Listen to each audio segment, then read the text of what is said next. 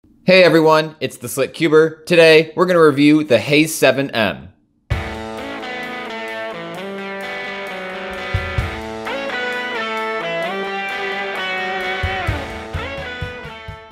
So I'm finally back, everyone.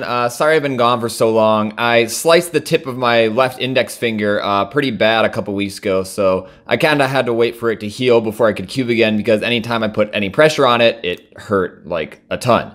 It's all healed now though. I can do layer turns without it hurting, so I'm back. We got some more reviews, this one plus a few others after it. But enough about that. Let's talk about the Haze 7. Now this is the first 7x7 I've ever even touched in my entire life. So this review is going to be pretty short because I don't really have a lot to compare it to, and also I'm not that great at it. I've been solving on this thing for about a dozen hours now, which is about like 3 solves for me. This cube is really fantastic as someone who's new to the event, but also if you guys have been paying any attention online, you'll see that basically every single big cube professional has been saying the Haze 7 is easily the best 7x7 out right now. This cube is actually quite a bit smaller than I thought it would be when I first got it. I don't know, I guess I see 7x7s in YouTube videos and I just assume they're gonna be these giant hunky cubes, but this is honestly really close to, here we have my X-Man Shadow M, this is the 6x6.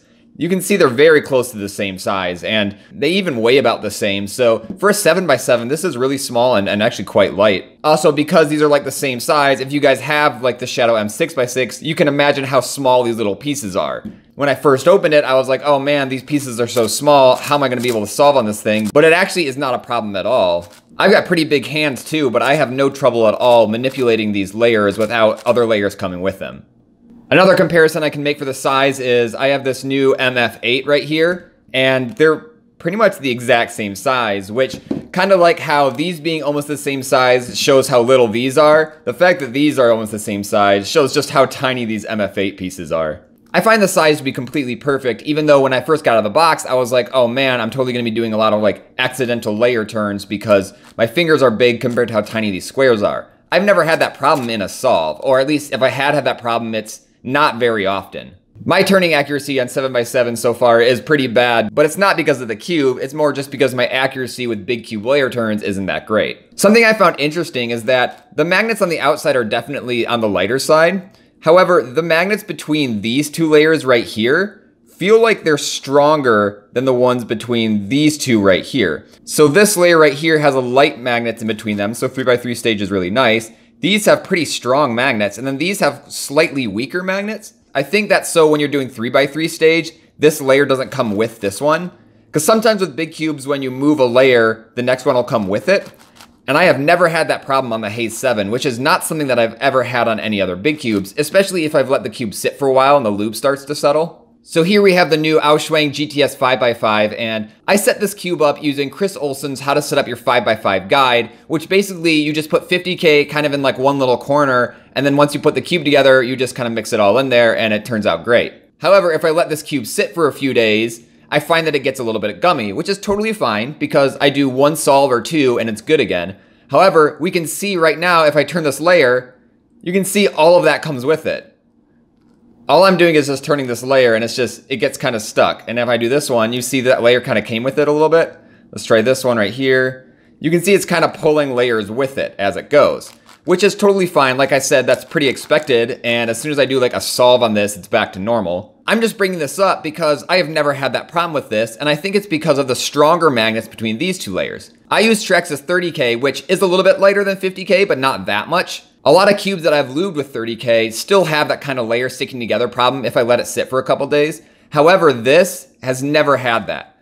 Like obviously I've been using it a lot right now, so it's broken in, but even if I let this sit for a few days, I've never had a problem with this outside layer bringing any of the inside layers with it. Because of that, 3x3 stage is really nice because unless your accuracy is kind of poor, you're not gonna have any problems with the 3x3 layer bringing in these other layers. So the magnets between these 2 are quite light. The magnets between these 2 are actually quite strong. See, right there, I'm trying to just do this, and you can see it actually is bringing this layer with it. So I guess it helps a lot for 3x3 stage, but you have to be kind of careful when you're doing centers and stuff because that might still take it with it. The magnet strength between these 2 layers are, like I said, quite strong, definitely a lot stronger than these outside ones. But also the magnet strength between these 2 right here is also quite a bit stronger than this one in the middle. which isn't usually a problem because usually when I'm doing centers, I'm doing very purposeful layer turns where I'm kind of holding the ones I'm not trying to turn. It's not like 3x3 stage where you're just trying to go really, really fast and you don't want any layers to get screwed up. So I guess in summary, I like these stronger magnets and I also dislike them. I would say I definitely like them more than I dislike them though.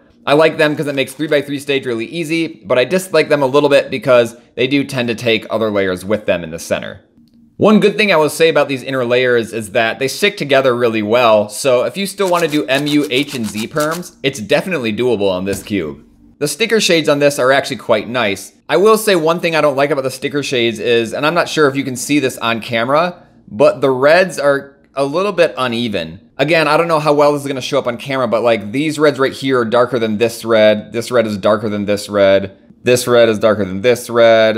Even the corners, like this red on this corner, it looks a little bit lighter than this one. It's not that big a deal and I don't really notice during a solve, but hey, we're doing reviews, let's be picky here. Other than that, the sticker shades are quite nice. The only other use in cube that I actually have is Hey Huanglong, and these actually aren't that comparable. You can see the whites are the same, and the greens are the same, and the yellows are the same, and the oranges are pretty much the same. But the reds are quite a bit different. Both the red and the blue are quite a bit darker on the Hey 7 than on the Yusin Huanglong over here. Out of the box, this cube was actually really good. It didn't really need any setup at all. I think if you're good at 7x7, you could take this thing out of the box and instantly start getting some PBs. Like, it feels that good out of the box. I didn't mess with the tensions on this at all because I think they were perfect out of the box. The only thing I did for lube setup in this was put a drop of Traxxas 30K in between each layer. So to show you exactly what I did, I would turn a layer like this, put a drop of Traxxas 30K right there, and then I would kind of lift this layer and put it back so that it didn't spread all over the outside and all over my fingers. And then I did that for every layer. So again, I would do this one, put a drop right here, kind of lift it, put it there, drop right there, drop right there, drop right there, and a drop right there. And then I scrambled it up, solved it a bunch, and it didn't do a lot to the overall feel of it, but it did make these layer turns really, really smooth. And you can see it's like that on all the layers. The only jerkiness in the layer turns are from the pretty strong magnets on the inside here. The plastic itself seems to be gliding effortlessly right over each other, which is really nice. So that's all I have for you guys. Like I said, I'm completely new to 7x7s, so I don't really have a lot to say about it, but it is a fantastic cube. If you're like me and you've been looking to get into 7x7, but we're just waiting for like a good 7x7 to come out that wasn't too expensive, this is definitely the way to go. Thanks for watching, everyone, and I'll see you guys next time.